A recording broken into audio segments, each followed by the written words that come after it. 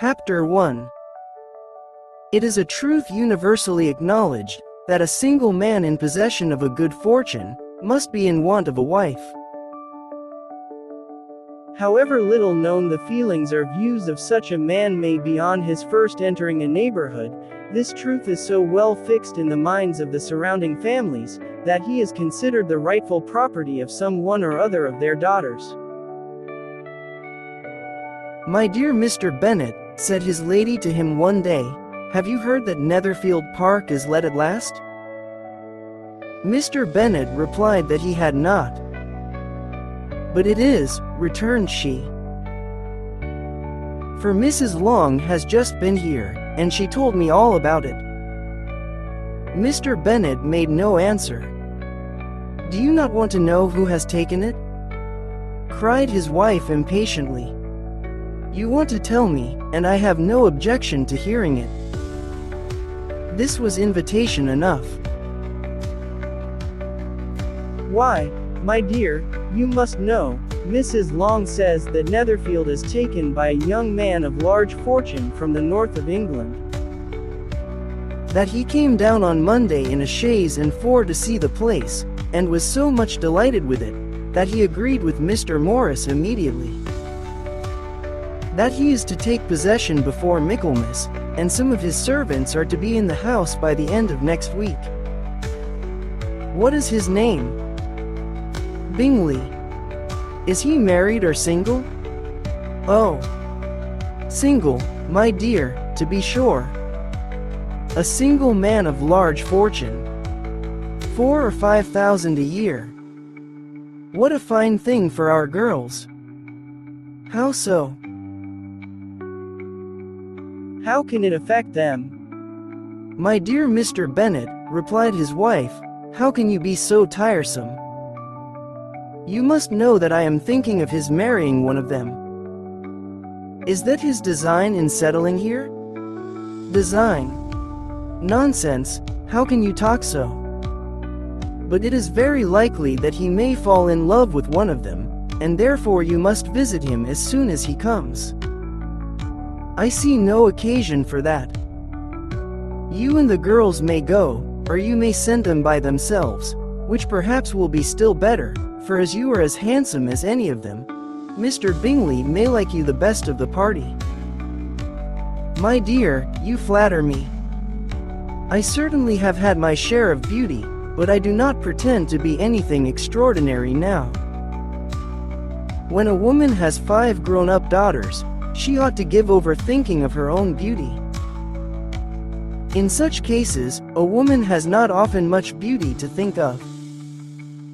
But, my dear, you must indeed go and see Mr. Bingley when he comes into the neighborhood. It is more than I engage for, I assure you. But consider your daughters. Only think what an establishment it would be for one of them. Sir William and Lady Lucas are determined to go, merely on that account, for in general, you know, they visit no newcomers. Indeed you must go, for it will be impossible for us to visit him if you do not. You are over-scrupulous, surely. I dare say Mr. Bingley will be very glad to see you. And I will send a few lines by you to assure him of my hearty consent to his marrying whichever he chooses of the girls. Though I must throw in a good word for my little Lizzie. I desire you will do no such thing. Lizzie is not a bit better than the others. And I am sure she is not half so handsome as Jane, nor half so good-humored as Lydia. But you are always giving her the preference. They have none of them much to recommend them, replied he. They are all silly and ignorant like other girls. But Lizzie has something more of quickness than her sisters. Mr. Bennet, how can you abuse your own children in such a way? You take delight in vexing me. You have no compassion for my poor nerves. You mistake me, my dear. I have a high respect for your nerves. They are my old friends. I have heard you mention them with consideration these last 20 years at least. Mr. Bennet was so odd a mixture of quick parts, sarcastic humor, reserve, and caprice, that the experience of 23 years had been insufficient to make his wife understand his character. Her mind was less difficult to develop. She was a woman of mean understanding, little information, and uncertain temper. When she was discontented, she fancied herself nervous. The business of her life was to get her daughters married. Its solace was visiting and news. Chapter 2. Mr. Bennet was among the earliest of those who waited on Mr. Bingley. He had always intended to visit him, though to the last always assuring his wife that he should not go. Until the evening after the visit was paid, she had no knowledge of it. It was then disclosed in the following manner. Observing his second daughter employed in trimming a hat, he suddenly addressed her with, "I hope Mr. Bingley will like it, Lizzie." "We are not in a way to know what Mr. Bingley likes," said her mother resentfully, "since we are not to visit." "But you forget, Mamma," said Elizabeth, "that we shall meet him at the assemblies, and that Mrs. Long promised to introduce him." "I do not believe Mrs. Long will do any such thing. She has 2 nieces of her own." "She is a selfish, hypocritical woman, and I have no opinion of her." "No more have I," said Mr. Bennet. "And I am glad to find that you do not depend on her serving you." Mrs. Bennet deigned not to make any reply, but, unable to contain herself, began scolding one of her daughters. "Don't keep coughing so, Kitty, for heaven's sake. Have a little compassion on my nerves. You tear them to pieces." "Kitty has no discretion in her coughs," said her father. "She times them ill." "I do not cough for my own amusement," replied Kitty fretfully. "When is your next ball to be, Lizzie?" "Tomorrow fortnight." "Aye, so it is," cried her mother, "and Mrs. Long does not come back till the day before. So it will be impossible for her to introduce him, for she will not know him herself."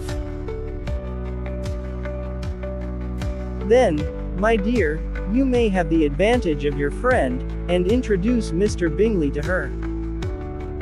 "Impossible, Mr. Bennet, impossible, when I am not acquainted with him myself." "How can you be so teasing? I honor your circumspection. A fortnight's acquaintance is certainly very little." "One cannot know what a man really is by the end of a fortnight. But if we do not venture, somebody else will." "And after all, Mrs. Long and her daughters must stand their chance. And, therefore, as she will think it an act of kindness, if you decline the office, I will take it on myself." The girls stared at their father.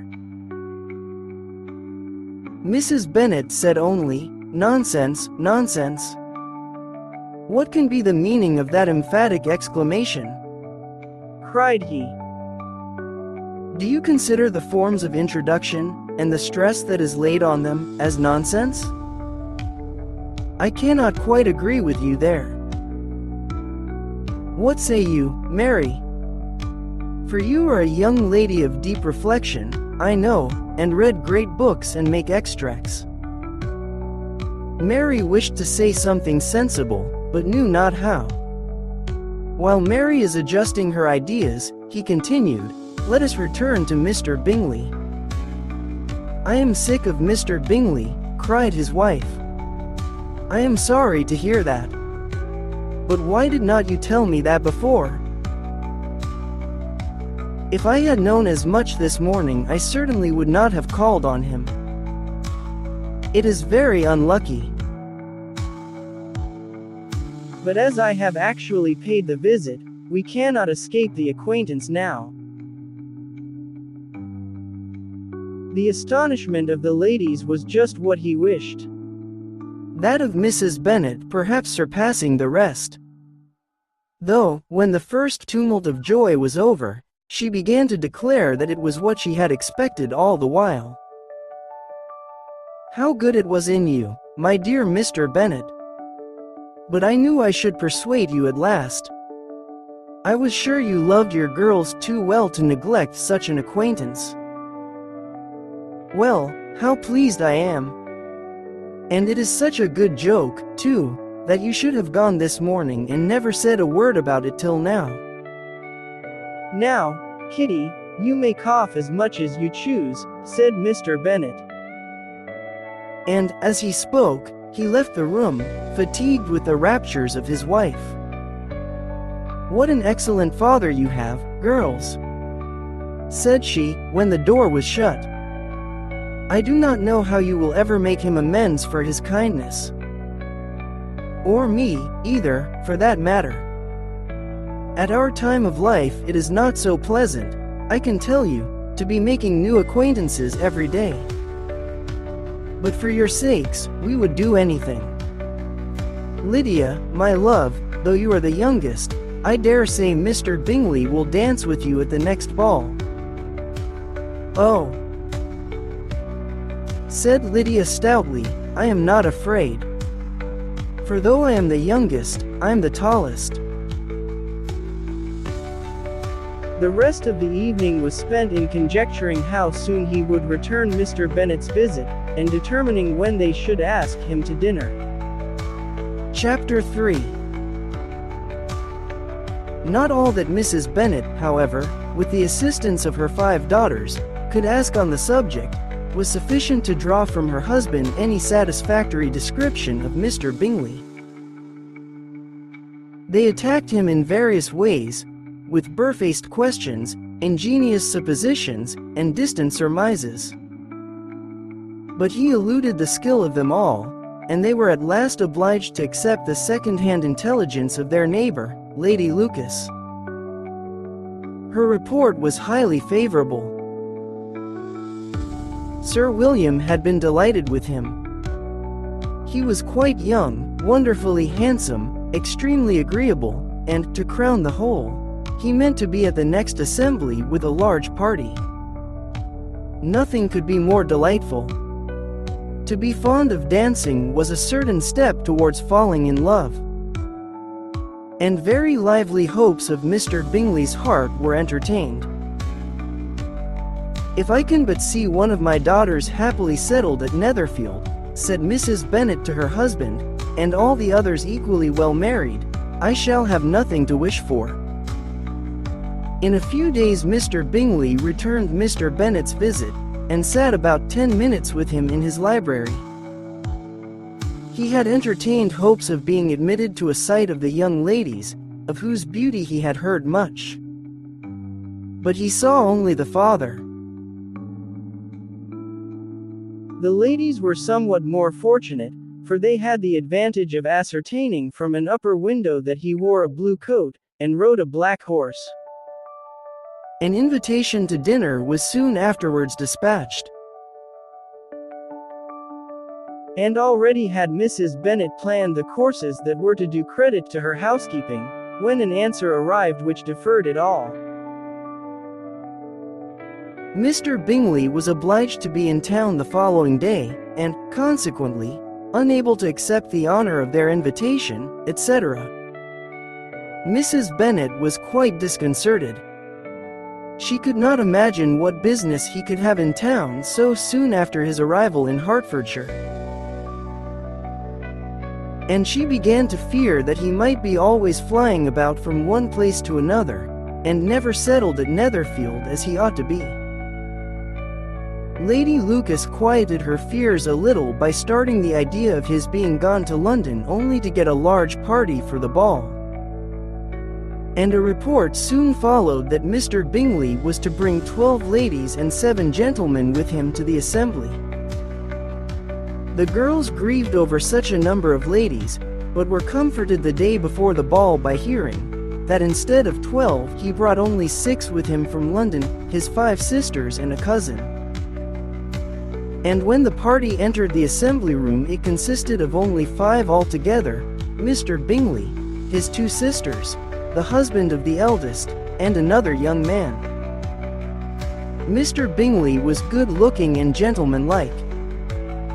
He had a pleasant countenance, and easy, unaffected manners. His sisters were fine women, with an air of decided fashion. His brother-in-law, Mr. Hurst, merely looked the gentleman. But his friend Mr. Darcy soon drew the attention of the room by his fine, tall person, handsome features, noble mien, and the report which was in general circulation within 5 minutes after his entrance, of his having 10,000 a year. The gentlemen pronounced him to be a fine figure of a man, the ladies declared he was much handsomer than Mr. Bingley, and he was looked at with great admiration for about half the evening, till his manners gave a disgust which turned the tide of his popularity. For he was discovered to be proud, to be above his company, and above being pleased. And not all his large estate in Derbyshire could then save him from having a most forbidding, disagreeable countenance, and being unworthy to be compared with his friend. Mr. Bingley had soon made himself acquainted with all the principal people in the room. He was lively and unreserved, danced every dance, was angry that the ball closed so early, and talked of giving one himself at Netherfield. Such amiable qualities must speak for themselves. What a contrast between him and his friend! Mr. Darcy danced only once with Mrs. Hurst and once with Miss Bingley, declined being introduced to any other lady, and spent the rest of the evening in walking about the room, speaking occasionally to one of his own party. His character was decided. He was the proudest, most disagreeable man in the world, and everybody hoped that he would never come there again. Amongst the most violent against him was Mrs. Bennet, whose dislike of his general behavior was sharpened into particular resentment by his having slighted one of her daughters. Elizabeth Bennet had been obliged, by the scarcity of gentlemen, to sit down for 2 dances. And during part of that time, Mr. Darcy had been standing near enough for her to hear a conversation between him and Mr. Bingley, who came from the dance for a few minutes, to press his friend to join it. "Come, Darcy," said he, "I must have you dance. I hate to see you standing about by yourself in this stupid manner. You had much better dance." "I certainly shall not. You know how I detest it, unless I am particularly acquainted with my partner. At such an assembly as this it would be insupportable. Your sisters are engaged, and there is not another woman in the room whom it would not be a punishment to me to stand up with." "I would not be so fastidious as you are," cried Mr. Bingley, "for a kingdom. Upon my honor, I never met with so many pleasant girls in my life as I have this evening. And there are several of them you see uncommonly pretty. You are dancing with the only handsome girl in the room," said Mr. Darcy, looking at the eldest Miss Bennet. "Oh, she is the most beautiful creature I ever beheld. But there is one of her sisters sitting down just behind you, who is very pretty, and I dare say very agreeable. Do let me ask my partner to introduce you." "Which do you mean?" And turning round he looked for a moment at Elizabeth, till catching her eye, he withdrew his own and coldly said, "She is tolerable, but not handsome enough to tempt me. I am in no humor at present to give consequence to young ladies who are slighted by other men. You had better return to your partner and enjoy her smiles, for you are wasting your time with me." Mr. Bingley followed his advice. Mr. Darcy walked off. and Elizabeth remained with no very cordial feelings toward him. She told the story, however, with great spirit among her friends. For she had a lively, playful disposition, which delighted in anything ridiculous. The evening altogether passed off pleasantly to the whole family. Mrs. Bennet had seen her eldest daughter much admired by the Netherfield party. Mr. Bingley had danced with her twice, and she had been distinguished by his sisters. Jane was as much gratified by this as her mother could be, though in a quieter way. Elizabeth felt Jane's pleasure. Mary had heard herself mentioned to Miss Bingley as the most accomplished girl in the neighborhood. And Catherine and Lydia had been fortunate enough never to be without partners, which was all that they had yet learnt to care for at a ball. They returned, therefore, in good spirits to Longbourn, the village where they lived, and of which they were the principal inhabitants. They found Mr. Bennet still up. With a book he was regardless of time. And on the present occasion he had a good deal of curiosity as to the events of an evening which had raised such splendid expectations. He had rather hoped that his wife's views on the stranger would be disappointed. But he soon found out that he had a different story to hear. "Oh, my dear Mr. Bennet," as she entered the room, "we have had a most delightful evening, a most excellent ball. I wish you had been there. Jane was so admired, nothing could be like it. Everybody said how well she looked. And Mr. Bingley thought her quite beautiful, and danced with her twice. Only think of that, my dear." He actually danced with her twice. And she was the only creature in the room that he asked a second time. First of all, he asked Miss Lucas. I was so vexed to see him stand up with her. But, however, he did not admire her at all. Indeed, nobody can, you know. And he seemed quite struck with Jane as she was going down the dance. So he inquired who she was, and got introduced, and asked her for the two next.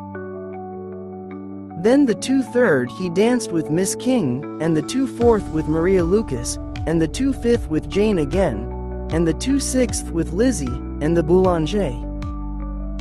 If he had had any compassion for me, cried her husband impatiently, he would not have danced half so much. For God's sake, say no more of his partners. Oh, that he had sprained his ankle in the first place. Oh, my dear, I am quite delighted with him. He is so excessively handsome. And his sisters are charming women. I never in my life saw anything more elegant than their dresses. I dare say the lace upon Mrs. Hurst's gown." Here she was interrupted again. Mr. Bennet protested against any description of finery. She was therefore obliged to seek another branch of the subject, and related, with much bitterness of spirit and some exaggeration, the shocking rudeness of Mr. Darcy. "But I can assure you," she added, "that Lizzie does not lose much by not suiting his fancy. For he is a most disagreeable, horrid man, not at all worth pleasing. So high and so conceited that there was no enduring him. He walked here, and he walked there, fancying himself so very great. Not handsome enough to dance with.